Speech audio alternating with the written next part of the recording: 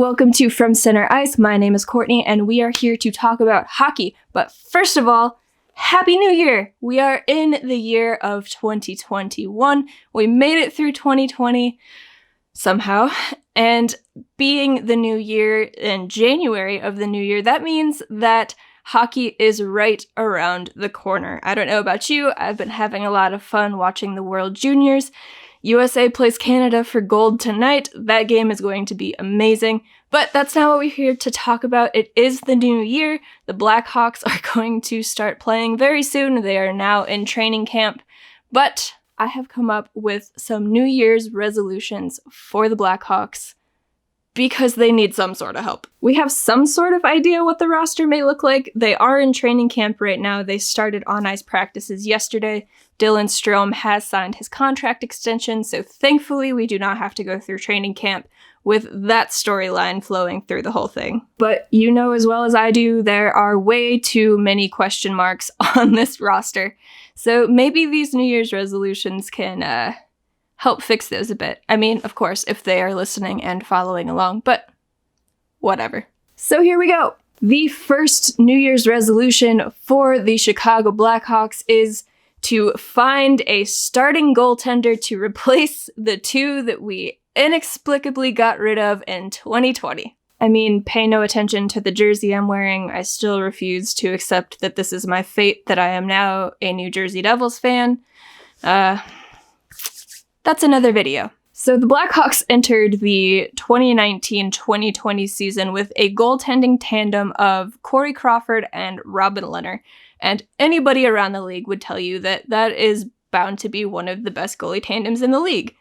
And it was. They were the only bright spot of the season, pretty much. And then the Hawks traded Lehner at the trade deadline. Clearly, they didn't think they were going to make the playoffs because the world hadn't shut down yet. We didn't have the extended playoff format. Blah, blah, blah. Doesn't really matter. Had an amazing goaltender. He wanted to re-sign, could have re-signed him for probably what he signed in Vegas, and just let him go. So that was the first blow to the crease for the Blackhawks. And then when free agency opened after the playoffs, and after Crawford was definitely our MVP during that time, they just decided they weren't going to sign him to a contract.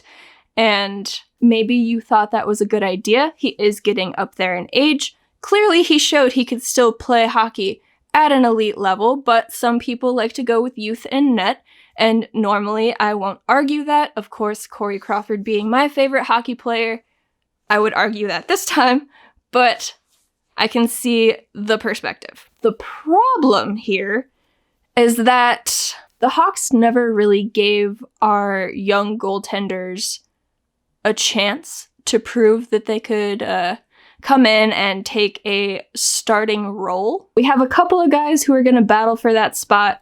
Malcolm Subban, Colin Delia, Kevin Lankinen, and probably not Matt Tompkins, but stranger things have happened. I'm sure he will be playing in Rockford once that season starts up.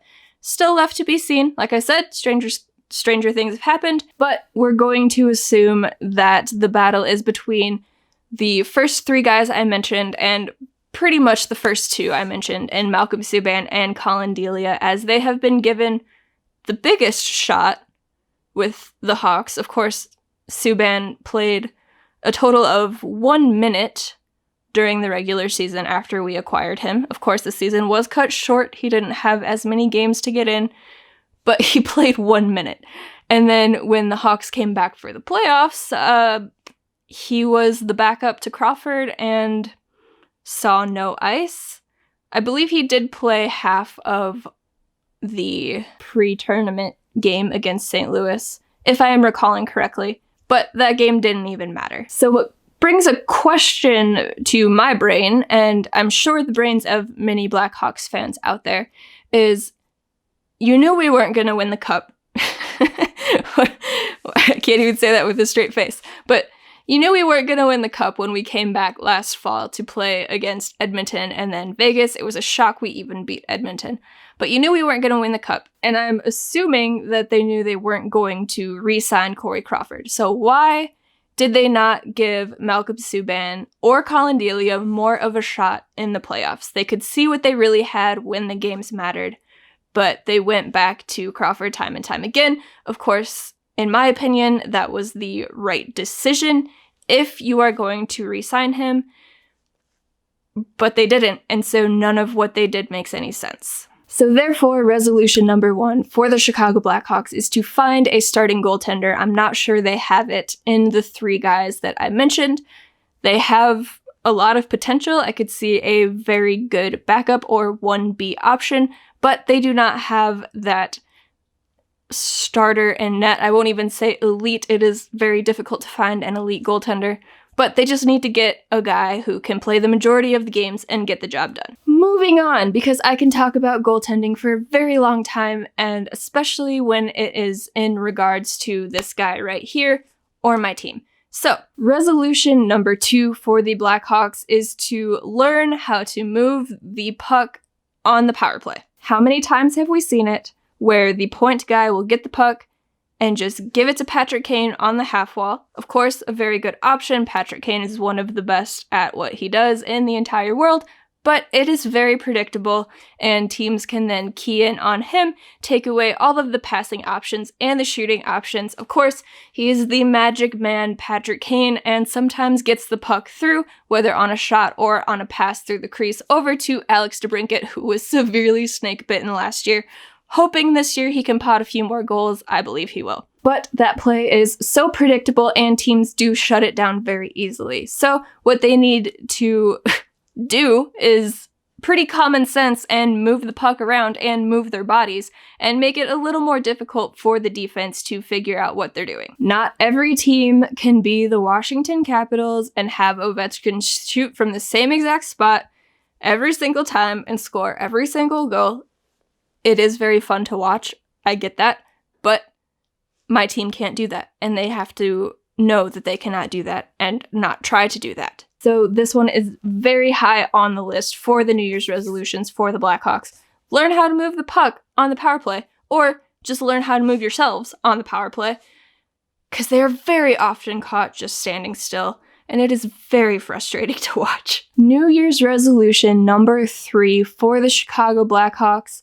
And this is along the lines of what some people might do in their everyday lives, and that is taking a deep look at themselves and doing some very deep introspection. But here's the difference. When it comes to the Hawks, it's in regards to whether or not they are actually in a rebuild or what they are doing. Going back to the first resolution when free agency opened and they did not resign Corey Crawford and they traded Brandon Saad to the Colorado Avalanche for Nikita Zadorov and a prospect who is never going to see the ice with the Blackhawks, Stan Bowman came out and said, "We are in a rebuild." But here's the kicker. Not only did he say that they were in a rebuild, but this has been their plan for a few years now, and everybody knew it. Only that was not the case. Okay, maybe I'm paraphrasing a bit, but that's basically what he said. But then we had the articles where Taves comes out and says that the players didn't know they were in a rebuild. As far as they knew, they were still coming in trying to be competitive. So signals are getting crossed somewhere. There is not very good communication. I don't know if the front office even knows what they're doing. They're going for a rebuild, but our most recent free agent signing was Carl Soderberg, who is 35 years old. We did need centers with the loss of Kirby Dach and Jonathan Taves to a mystery illness and an injury for Dach. But we have some young guys who could come in and see what they've got. And if we really are in a rebuild, that would have been the direction to go in. Because if we end up last in the league, who really cares? We get a very good draft pick, come back, develop that guy if we can develop prospects, and then we are on the road to being good again. Or that is what happens in an ideal world. Instead, we sign Carl Soderberg. We put Zach Smith on waivers to give the young guys a chance after signing a 35-year-old. Are you following along? Because I don't understand what they're doing, and I don't think they know what they're doing. This is nothing against Carl Soderberg. I happen to like him as a player. I'm sure he will be fine with the Blackhawks. I'm okay with the signing.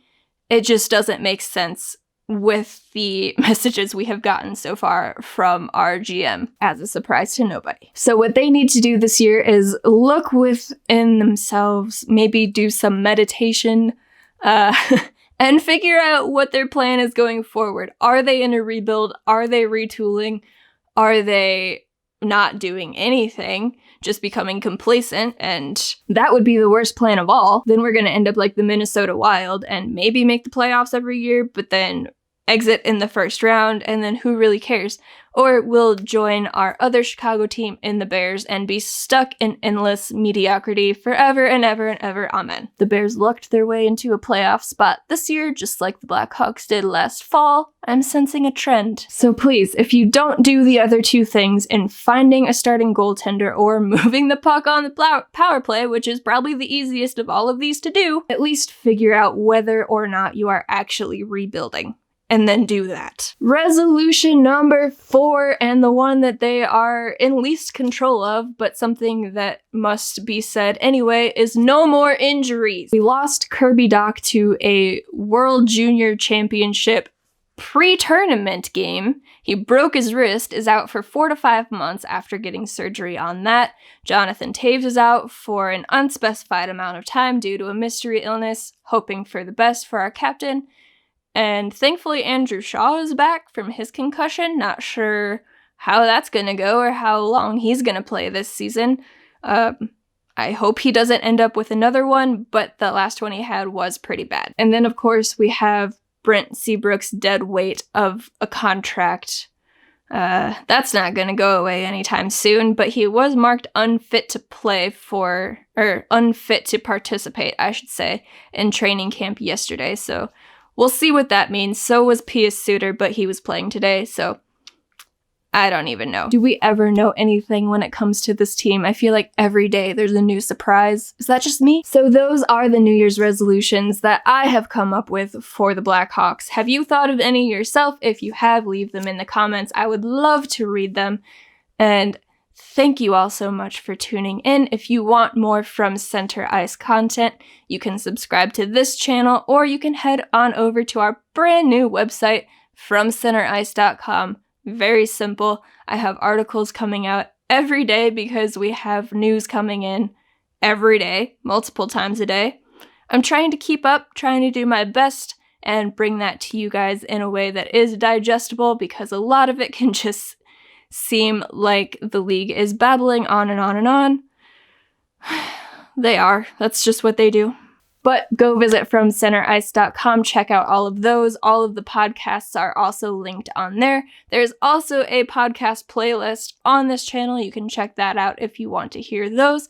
Thank you all so much for tuning in, and I will catch you all next time. Bye. Thank you all for watching. Please hit that subscribe button to catch more From Center Ice content. If you could, hit the like button on this video, maybe share it with a friend or two. And while you're here, check out the podcast playlist and catch up on some old episodes. We will catch y'all next time. Bye!